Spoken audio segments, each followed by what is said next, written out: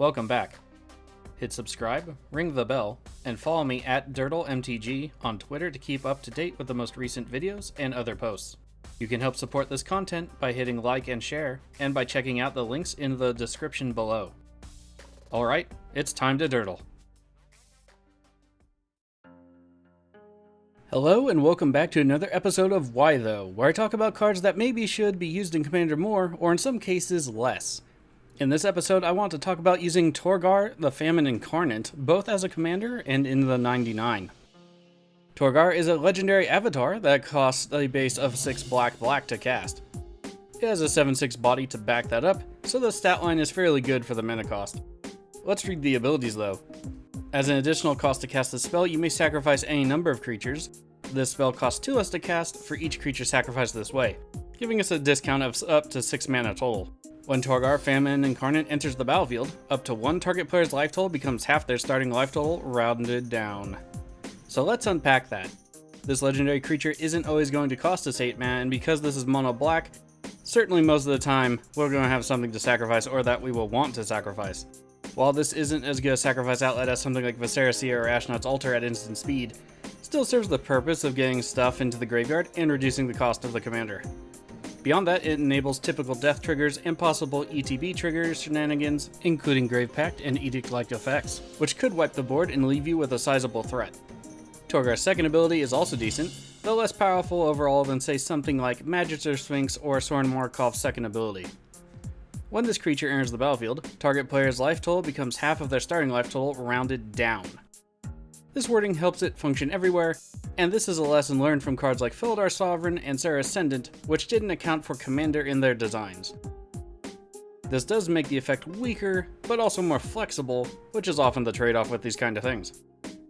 This could easily bring an opponent of your choice closer to death, dropping them back to 20. The ability also causes life loss because of the rules, seen here from Gatherer. This could be abused with cards like Wound Reflection to easily take out one opponent, or Villa's Broker of Blood to draw a large amount of cards if you target yourself with the ability. This brings us to an important part of that ability, and that is it targets a player, not an opponent. This ability can be used defensively to save your own game plan by raising your low life total to 20. Of course, this is also abusable with cards like Alhammar's Archive and Exquisite Blood because you will also be gaining that much life. Granted, using blood here is a bit of a stretch on usefulness. So with Torgaar at the front of the deck, it can deal 7 commander damage if unblocked, or if you have an evasion ability to make it unblockable of some kind of like Shadow from Dauthi Embrace, putting an opponent in a bad place. It can also drop the life gain of a player from a lofty height otherwise, and possibly trigger a cascade of death with Grave Pact and Edict-like effects. So what about in the 99? Since Torgaar is mono black, we have some limitations on what the deck can do.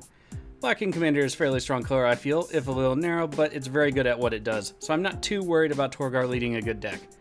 However, where else can its abilities be put to use? Let's start with my new favorite theoretical home for this creature, which is among the gods of Dungeons & Dragons.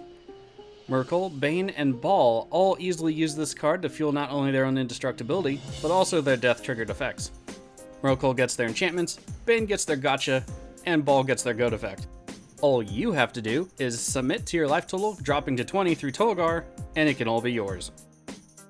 Other commanders that may want to use Torgaar in the 99 include Greven, Predator Captain, and Villa's Broker of Blood, who I mentioned earlier. Losing life from Torgaar's triggered ability provides benefits to both commanders, but can often lead to other benefits for gaining life points back to use again if you're getting low. Otherwise, you can always play up the sacrifice triggers and aim that life loss directly at your opponents. Teysa Karlov is a card I must be mentioning here, especially if you're going for bigger, swingier effects, or if you want to go aristocrats, but Torgaar's not so good in that build. Griswold and Kell's Fight Fixer might also want to include Torgaar, either to help them finish up the game or to provide some value. Possibly both. Torgaar, Famine Incarnate isn't very flashy, but it is a powerful set of abilities in its color. There are better sacrifice outlets, and better cards with cost reduction. However, there are not many cards that can adjust your opponent's life total, or yours, just because it says it can, and is somewhat of an overlooked ability. The ability itself is also ETB, which means it can be abusable through blink or recursion, or likewise, political and helpful as well. Torgaar combined with other guards can make a powerful surprise addition to your deck, and a feared adversary. That brings us to the close of another episode of Why Though. Hopefully I've garnered the Famine Incarnate some clout for consideration. If you have a card you think might be underplayed or overplayed and want me to analyze it a bit, drop a suggestion in the comments below.